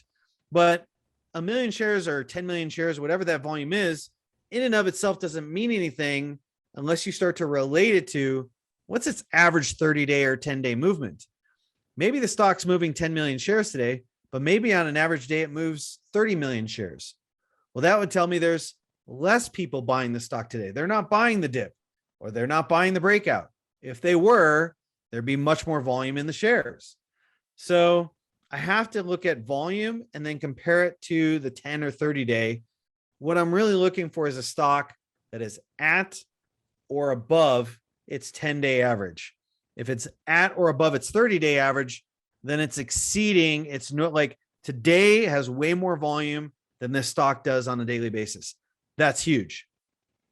Yeah. So would you say it's fair for me to say that these days the quality of trading or the trading experience would be downgraded quite significantly if you did not have Benzinga Pro at your disposal? Oh God, yeah. Okay. The information I would have to try and find this information. You can get some of this on TradingView. They do a decent job of getting some of the news. They do a decent job of giving you filters to find some of these movers, but it's hard to get an earnings calendar like this. It's hard to get this many different news sources. TradingView doesn't have their own independent analysts reporting on a lot of things. So there's just the speed and the simplicity that Benzinga offers it to me. Huge advantage, Right. Huge advantage. So you've always been a proponent that you can accelerate your learning curve by backtesting. You can encapsulate within 2, 3, 4 hours per day, whatever time you got available, tons of data, tons of information. Back in the old days, while we were trading Forex, all that mattered to us was, hey, let's go through Forex Tester, let's analyze patterns, and let's feed ourselves with data that is going to be valuable for us when we go into the trenches, into really trading, either simulation or live. Now, this adds a level of sophistication at Benzinga Pro because you cannot really backtest while having Benzinga Pro available. So how do you reconcile with that? Have you gone through a rethink of how you're going to be encouraging people to be backtesting stocks? So we have to understand that the ability to use Benzinga Pro is a slightly different skill than reading price action in order flow. Benzinga is really a tool of giving me information about what's moving, how much it's moving, how much interest is there, what's the news, what's the earnings in a very short period of time. The back testing aspect that we would do in Forex Tester back in the day was more so about building a database in our brain of common patterns that repeat themselves in the price action in the order flow. Many breakouts from an order flow perspective could be different. 50 million shares causes a breakout in this stock versus 10 million shares in this, but the flows of patterns seem relatively the same, and they produce similar patterns in the price action. So that backtesting skill is more about really two things. One, how can we continually look at charts to a point where our brain amasses all this data, all these patterns? And then from there, eventually the brain starts to reorganize it and synthesize it. It's like, when this pattern happens, the market tends to bottom on the daily, on the intraday charts, and it creates a reversal towards VWAP. That is a particular skill we need to build. And that is one of the reasons to the backtesting or simulation trading. But the other thing when we're backtesting, there's really two other things we're doing with backtesting. We are testing an edge to see if we can find an edge in that strategy over time. But we're also building the skills to execute that edge. Okay, when I see this pattern, I need to hit the buy button. And when it shows this transition, I need to get out of that position. So we're practicing that exercise of buying and selling, executing these actions as a trader. And that has to be practiced. Just like a baseball player, you will often see them have batting practice with the ball. The pitch is not moving at the normal speed that they're used to, but they're just practicing their swing and making contact, eye-hand coordination. You will also see batters just do swings at open air. What are they doing? They're visualizing the pitcher, his windup, he's throwing it. And when this pitcher tends to have the rotation like this, it's going to be a curveball. So he sees it in his mind and he practices his swing of hitting that curveball. That's creating a visual representation of what they need to do. And that is something that athletes have been doing for decades. And it's something that traders need to do as well. We need to visualize what we need to execute. You do that in your brain enough, and eventually it'll just become automatic. Yeah. What's the go-to platform for your students to backtest stocks? Yeah, so you can actually use TradingView. They do have a playback simulator on that, so you can go back in the data and play back a certain amount of time. Sadly, there's not a program with the level of data that Forex Tester had that was unique. But the good thing is this: a lot of the patterns in the stock market, probably 90+% of them, manifest in the FX market as well. So, patterns of order flow repeat themselves across all markets. Breakouts repeat themselves across all markets. False breaks, reversals, transitions repeat themselves across all markets. So a trader can technically still go through Forex Tester 2 and still observe 90% of the patterns. But if you want to be true to stocks, go through the trading view playback feature, go back as far as you can in the data, play it back forward multiple time frames again and again and again. Your goal is to just see the pattern over and over again until it just becomes subconsciously imprinted in your brain. Yeah. And one of the things one of the things that I vividly remember through the number of times that I've gone through the ATM course is one quote that is, neurons and nerves that fire together, wire together. And by exposing yourself to this repetitious practice, obviously you're going to be building a lot more neural paths within your brain. And that is going to lead to be much more familiar with those patterns when they come in real conditions. Yeah, so that statement was really created by one of the most famous neuroscientists of our time. His name was Mr. Webb. I think it was Charles Webb, but I forget. And David Webb, and he came up with this kind of theory of how the brain organizes and builds structures, builds circuits that create habits over time. One brain cell communicating to another brain cell is not going to create a habit for you. You need dozens of circuits communicating with dozens of other circuits, maybe hundreds or thousands, to consistently fire these patterns. And the more they fire, the signal from this cell to this cell, the stronger that connection becomes. Just like the more time you spend with your significant other, the stronger that connection becomes between you and them. Brain works the same way. And so if you keep firing these circuits again and again and again, neurons that fire together wire together. And as you build these collections of neurons, they eventually become like a circuit or a network. And that's what you have to develop and wire into your brain to create a habit. There's no way two cells by themselves create a habit. You need hundreds of cells sometimes you need hundreds of cells just to even activate one cell. So there has to be all these cells working together to create these networks of habits you need to make money trading.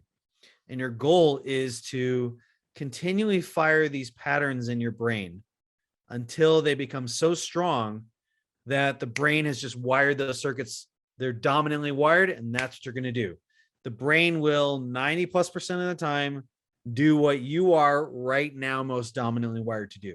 If you're dominantly wired to risk 1% per trade, the next 50 trades you make will most likely be at 1% per trade. If it's 0.5%, it will be most likely 0.5%. Yeah. So your brain does what it's most dominantly wired to do. We are dominated on a day-to-day basis by our subconscious actions by what, 80, 90%? Well, I don't know if anyone have a number, but it certainly is very a dominating force. So by exposing yourself to all this backtesting, you are obviously programming your brain to act in a manner that is going to be, going to put you in a position to identify those yes. patterns later on much more easily, just because you have so many different tunnels and channels that are intertwined with each other. So anything else you wanted? Okay. How about if you stop sharing the screen for a second? Because I think we've gone through a lot, so we can actually get zoomed in your camera once again. So now, Chris, one of the other aspects that I want to touch on is about, and let's segue into psychology for a tiny bit, limiting beliefs and how everything marries with the acronym of FIRE. Can you define what FIRE is and how that can help us to overcome limiting beliefs in trading? Yeah, so there are certain core principles around how the brain wires itself.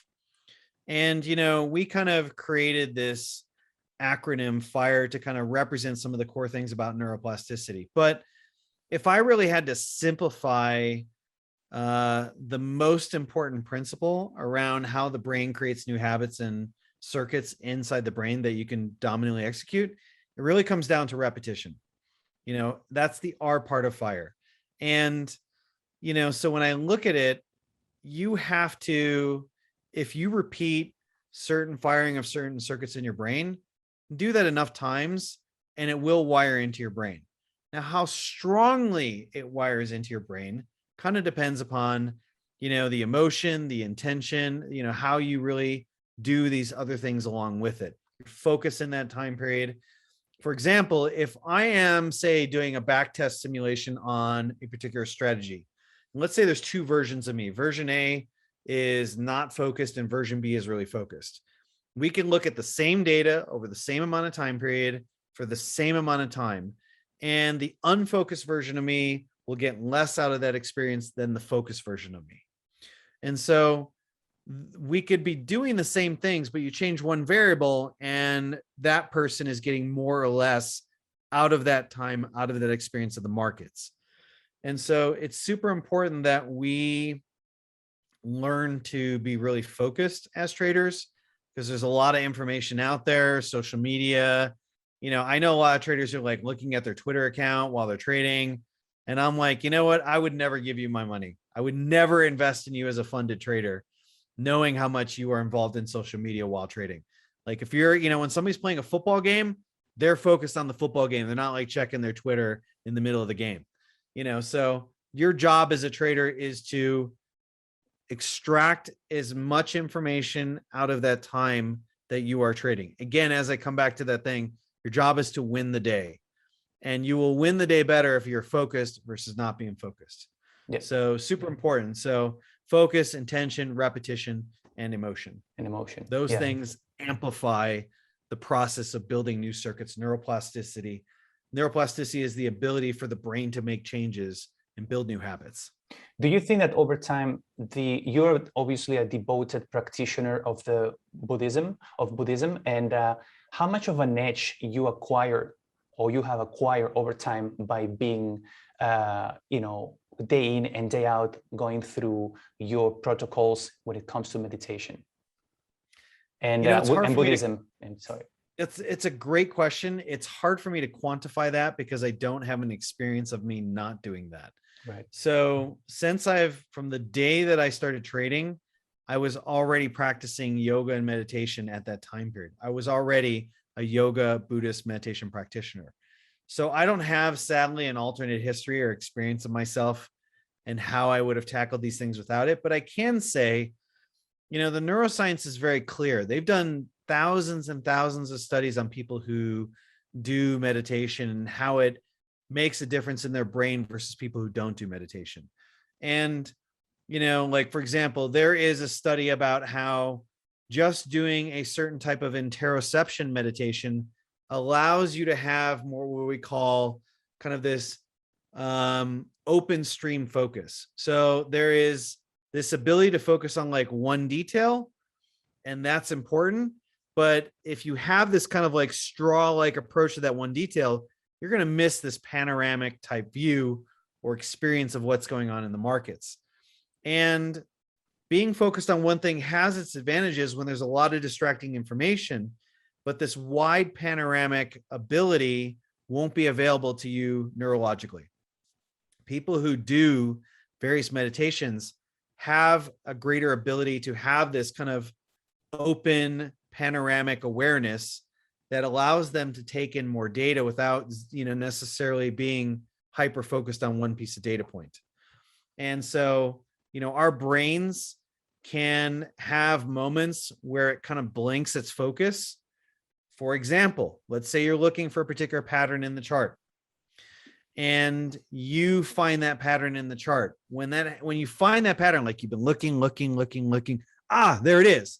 Our brains neurologically actually have a little bit of a chemical party. They celebrate. You found the Waldo in the chart. And it creates this kind of like chemical cocktail in the brain. The brain celebrates for a moment in time. But while you are celebrating briefly at having found that pattern, you're missing data that's happening around that pattern. And we can't do that as traders, because if we miss data, that can mean the difference between winning and losing thousands of dollars. People who do this meditation or various meditation practices have the ability to spot the pattern without the brain having this massive party and getting distracted, or they're able to have more of a wide panoramic view and be able to absorb all the data without getting laser-like focused and stuck on one piece of data. So the science is very clear. people who do meditation practices, various types of meditation practices, have neurological benefits than people who don't do that. It's not that you can't build these benefits if you don't practice, but if the science is clear, I have to assume that's given me an edge over time. Absolutely. It does enhance your presence when trading the markets. And with that being said, like in going back to the ATM course, it's not that you just lay out the theory, but I have myself gone through years and years, and up to this point, I'm still doing the shamatha practice, which is a meditation practice where for 10 minutes, you find a spot where you're going to be focusing on there's a progression to it, of course, but the whole point here is that we want to reach what you call the gap. And the gap is going to be the point where you empty your mind from any noises, from any disruptions. And by experiencing that gap, you can then extrapolate that experience into other parts of your trading journey, into your trading moments, right? And then the moment that you go off the rails and your mind starts to sound a bit too noisy, it's like, hey, I can relate this as not being me when I'm reaching the gap experience through shamatha, right? Yeah, it's super important. That's why, so I'm not a Buddhist Laman, but I am authorized by my teacher to teach 3 different meditation practices. And this is one of them. Yeah. And I taught this one because I felt like it would be one of the most beneficial practices I could teach students to improve their focus, awareness, and presence while trading. This morning I got in the shower and I was still thinking about a conversation I'd had with a relative a few days ago. And instead of just being in the shower, which is not very difficult to be in the shower, I was going over the conversation in my mind. And then one moment I kind of like stopped myself. I'm like, hey, you are not present in the moment. And that's not a big deal in that moment because nothing's really on the line while I'm in the shower. I'm not risking money in the shower. But if that happens while I'm trading, I could miss a crucial piece of data, make a slow decision, and that could be thousands of dollars just gone. And that's a risk I can't take. Mm-hmm. And so, and the real risk of not being present in the moment, it's not so much just about that one event.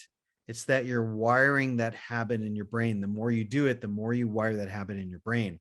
And pretty soon you have wired the pattern of being distracted in your brain when you need to focus. And those two aren't really compatible. You can't be a super focused, clear, present trader if you've wired the habit of being distracted all the time. It's like those boats that are departing and there's only a 1 degree slight separation, and that's gonna over time take that boat to a whole different route, and the destination is going to be far different from what it might have been. So if you're not focused in those very precise moments, if you let that just it's just oblivious to it, obviously that is going to wire you into the wrong path, and that's going to create the wrong habit, not the right one.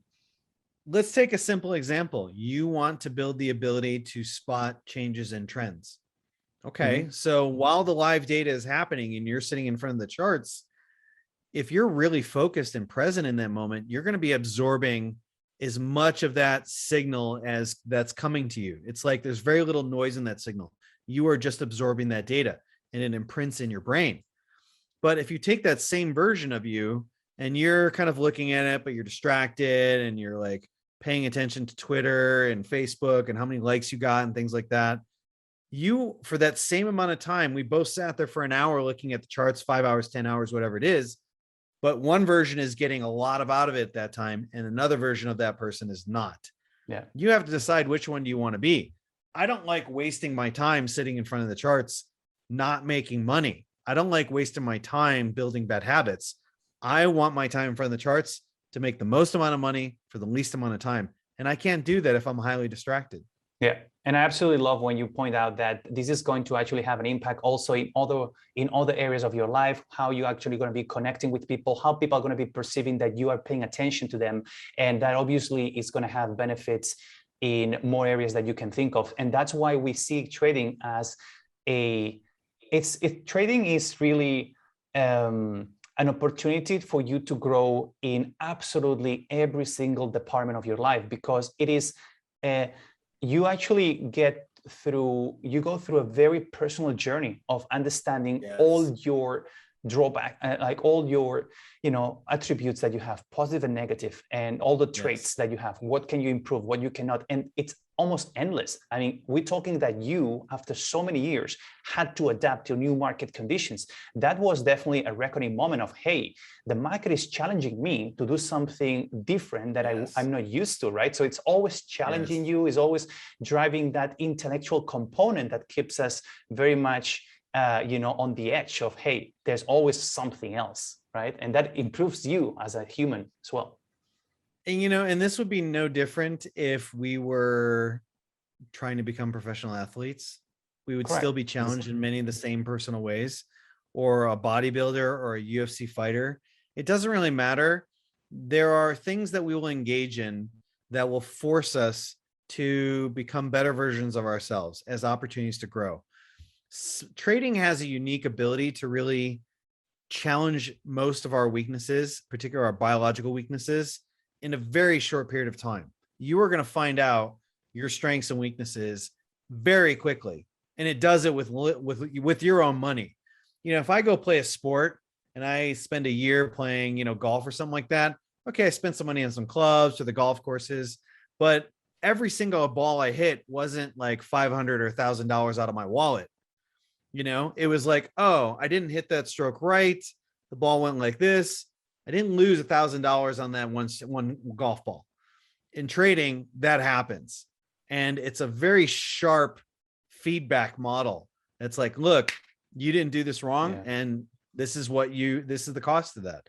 And that is, it's a very sharp forcing function to really figure out your strengths and weaknesses really fast. Because if you don't, you'll just blow up account after account after account until you learn your lessons. And you'll keep doing that. So we're heading towards the end of the conversation. It's been going on for quite a while. And I wanted to ask you, out of all the people that you have met over time and traders, is there anyone that really stands out for being very instrumental to where you're at? Or has it always been a very self-taught journey for you? No, it's never been trading it would be selfish to say it was a self-taught journey, because you are learning from the markets, from people all the time.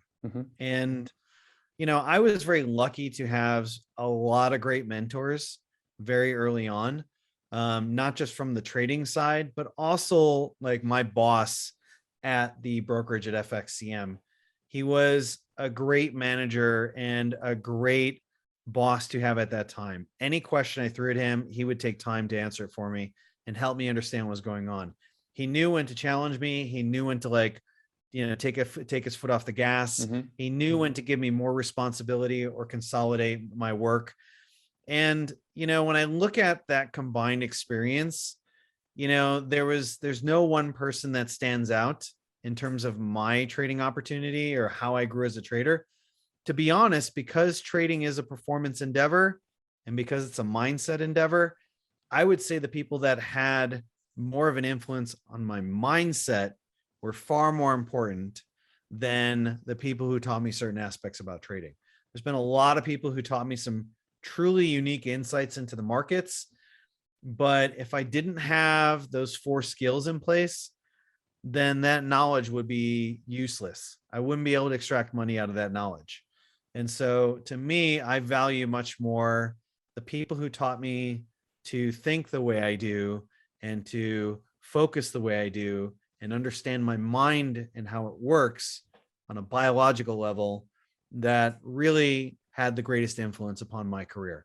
There are people that have changed me as a person in ways that I would have never been able to do without them. And it's those people that I'm truly grateful for. Yeah. And I know that there is one person in particular that you're very grateful to have come across with, and very special, and his name is Sasha Gogolin. Yes. What do you have to say about Sasha? So I don't know if you know, but Sasha recently announced that he's having a father.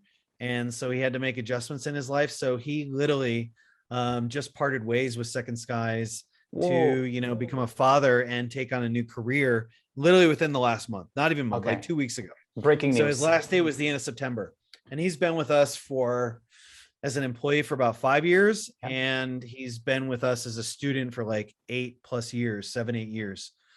Sasha was, one of those persons that everybody had the same opinion about him. They all thought he was awesome. They thought he truly cared about them. They felt like he always gave them 100%. And it's very rare that everybody looks at one person the same. Like usually a lot of people have mixed opinions about you, positive, negative, a wide variety, but every single person had the same view of Sasha. And that's because he was such a rock.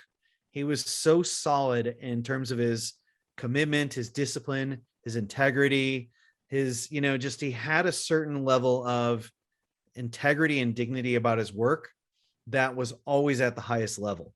And because of that, everybody had this super high view of him. Nobody thought of him as a bad person.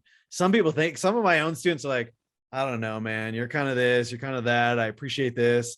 Some people think I'm awesome. Some people don't like me at all. With Sasha, it was the same. Everybody had this high view of him. Mm-hmm. And he came to 2ndSkies with a unique set of training and skills. And he shared that with us. And he made not only 2ndSkies a better company, but he made me a better person in that process. And, he took my methodology and then adapted it to his own. So he took the core of what we taught him and made that his core, but then he adapted in his own way. And working with him and just becoming friends with him over time, I am very grateful for that relationship. Yeah. And I hope we get to continue our friendship, for the end of our days. I think that 2ndSky wouldn't be where it is today without also the help and the assistance that Sasha has provided along the way for many, many years. I mean, he's become the rock. He's become someone that even though now it's parting ways with you because of, life gets in the way, he's just represented. He has 2ndSkies as the what represents Sasha is 2ndSkies. He can be associated with the brand, and because he has all the attributes and all the traits that is what you really want to accomplish out of any student, right? Sasha is just huge. He's been like, you can't separate 2ndSkies from Sasha at all. Like he has an everlasting influence on us. Absolutely. What was my training and before I became a trader? It was neuroscience. That was my training. That was what I studied, was neuroscience and Asian philosophy. I didn't have a business degree. I didn't have training in running a business. I created 2ndSkies because when I left the hedge fund, a lot of the trainees were like, hey, we want to keep training with you. We've learned a lot from this. And so I was like, okay, I'll create this. But I never created 2ndSkies to become what it is today. I created it because there were students in India had a need. And I said, sure, let's create a methodology and a forum for me to help you. That meant that I had to learn a lot of things on the go. And I don't spend my days trying to become a great business person per se. I have to, as I own a business, but that's not my primary focus. My primary focus is trading and teaching. And Sasha came in and said, look, I'm going to help you with a lot of these business skills so that you don't have to think about it. And we're going to help you refine 2ndSkies so you can get better at doing what you're doing. And so all the different incarnations we've taken since he's been on board, he's been a huge influence on that over time. It's a blessing, because at the end of the day, you want to think about let's think about the Pareto 80-20. You really want to just focus on what you do best, and then someone else alongside his skills to delegate to actually get you those, very crispy videos out there, very high quality content, like the editing, how you communicate with the audiences, who's going to be supervising this core. That's all the things that perhaps you can't really get bothered, but you need those that are going to be those individuals that are going to be there providing, backing you up. And very, very instrumental. So wanted to end with this note, because at times I feel that 2ndSkies is not just about you, it's about you and the people that you've been able to coalesce with. And Sasha definitely comes super, super high on the list, buddy. So with that being said, let me ask you, if you were to get excited about someone that I could interview, please pick a name. Who would that be? Oh man. Are you looking for somebody? Are you looking for something in a particular market, or just anybody is fine? I know that you told me there's no one single particular person that is going to be right there at the echelons, but maybe someone who you always wish, hey, I wanted to hear more about him, but there's just no videos available out there. It's like, hey, let's see if I can get my, to make the right noises and get him on board. And obviously with your endorsement, that may make it easier. Yeah. There's a couple people. I mean, to be honest, I don't spend a whole lot of time researching or studying other traders because I have so much to focus on in and of itself that I sadly don't have a time to focus on them. However, there's a couple people that have always interested me. There's one guy I saw on Twitter. I think his name is Andrew Mitchum. He was a former SMB trader, and then he ended up trading for a hedge fund in Australia. And he was just a great, not just day trader, but he really liked to share his knowledge for free. So I think if you look him on Twitter, I think it's Andrew Mitchum, I think. Okay. He's a very handsome, like surfing guy, and appreciate, and it's just all about surfing and trading. And I really like some of the things that he shared about that. Someone else who I've also really enjoyed their approach to markets and their focus and their consistency over time is Mark Minervini. Never met him, never really spent a whole lot of time. I've never really communicated with him, but this is somebody who's been an outperformer for a long period of time. Yeah. And then also Mike Bellafiore at SMB. I have talked with him many times. We've chatted many times back and forth. He's just a great guy in the industry, and he's created, him and his outfit at SMB have created so many good traders over the years. Oh, yeah. That guy knows markets, and he knows how to produce great traders. And they have such a good program out of there. I'm kind of jealous of his program. I almost wish many years ago that I left 2ndSkies to partner with him, because I would have had a much bigger audience to work with. And, there would have been just that many more people I could have turned profitable. So Bellafiore, Mike Minervini, and then I'll send his information about the guy who used to follow. Yeah. Share the links outside this interview. That'll be great. Okay, will do. So I'm going to be sharing all the links to your business, 2ndskiesforex.com, to your YouTube channel, and everything in the description box. Hopefully this video reach out a big audience. They're definitely going to be benefiting from your training and the way that you approach the markets. Remember, for those that are watching, what Chris does is very unique. Chris always promotes that the trading systems at the end of the day come and go based on market conditions, but skills are always there forever. They never die. And that's what he does. He trains you to become a skillful trader. And with that, the byproduct is that you become independent on the way that you think about the markets. And also with that comes the mental training that you receive through the ATM. So it's like whole package there. I mean, consider that, I'd say. Yeah. Strategies come and go. Skills never die. Absolutely. Super important. Like, traders need to really internalize that again and again and again. And once they really understand the truth of that, they will change the way they approach trading. So if you want to change the way that you think, you trade, and you perform, Chris Capre is your man. Cheers. It was a pleasure.